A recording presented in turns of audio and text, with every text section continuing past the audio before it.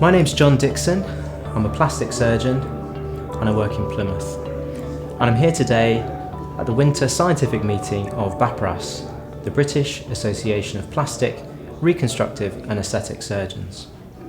I'm the educational lead for the BAPRAS Innovation Group. We're a group that's been formed to help foster and enable and encourage innovation within our specialty.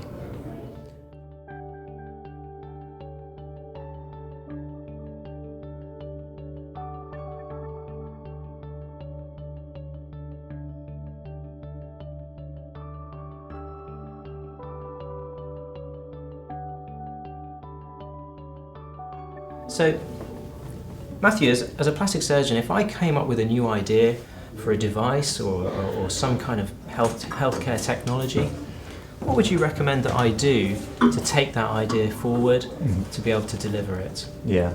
So you want to have a clear plan of action. You need to know what countries you want to be marketing in, and for that reason, regulatory approval can be quite difficult to obtain for medical devices.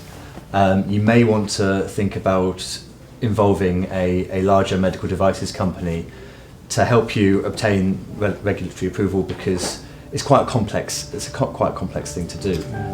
They will want to see IP protection in place to make sure that any investment in time and money that they put in will be rewarded.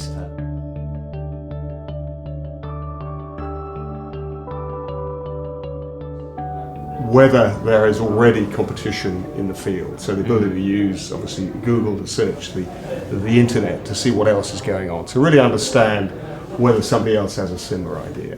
I think you've also got to ask yourself, is this really a game-changing idea? Is it something incremental, or is it truly revolutionary?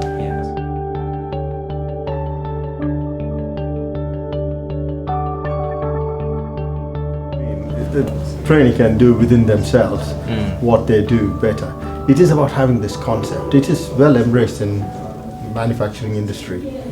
Anything, making a paper clip, there is a process and they refined it and they make it the cheapest and the best way. So that's what we should. It could be just a skin cancer list the trainee is doing, and he can have a process. He can have a particular way of giving the local, going scrubbing up, standing in a particular way.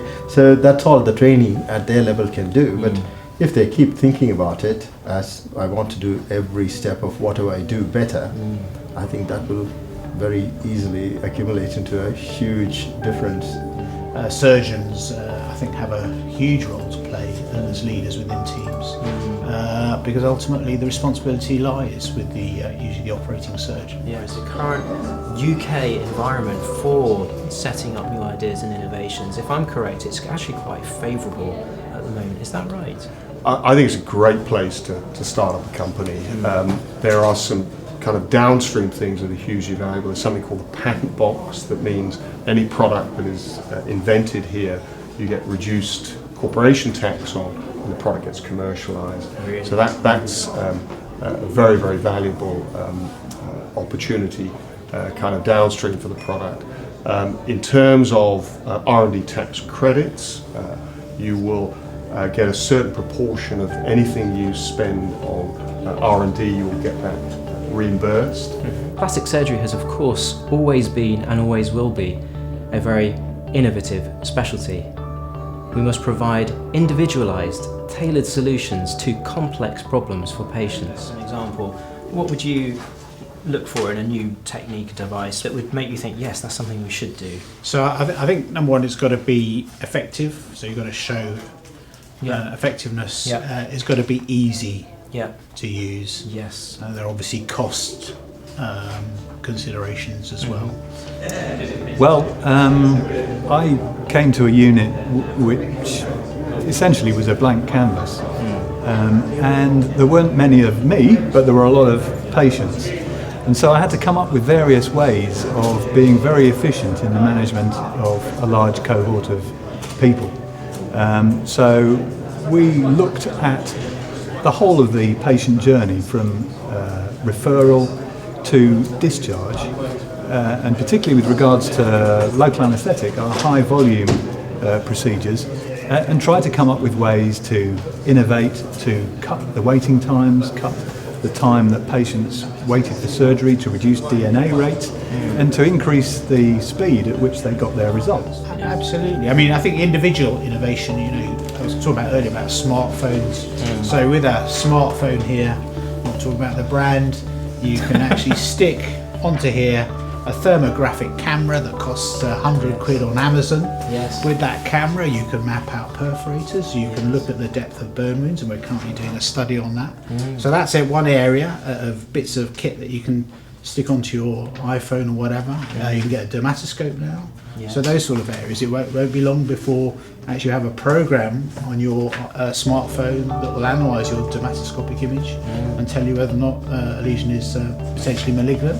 I think people are working on that. I mean, the other thing, if you want to innovate, so this is a pen actually, but actually why can't this be a Doppler? And actually every trainee, every surgeon have one of these in their pockets so they can go out and map out perforators. Should be doing it all the time, shouldn't we? We should be using that all the time. Why can't we be doing that? Why do you have to find the box somewhere that's hidden on the ward or in theatres with the Doppler in it?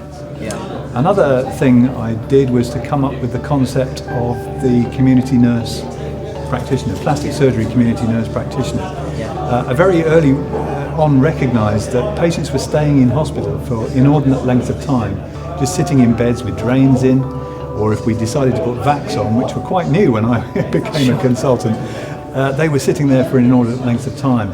And wouldn't it be better for them to go out into their own homes and have these things managed? Yes. Well, we came up with the idea of a senior plastic surgery dressings nurse who would go around in her own car and do suture first graft dressings for patients who couldn't easily come in, and manage drains, vac drains and suction drains in the community.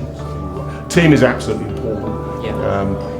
Really, insights of the team, we can help build it out, but you need to have people who really are innovative, understand the space, because we're only investors. We can help at the edges, but ultimately you rely on the people to build the company out. Most companies end up in a different place than they start, so if you know that that means you've got to have some very strong management to go in a slightly different direction as things change or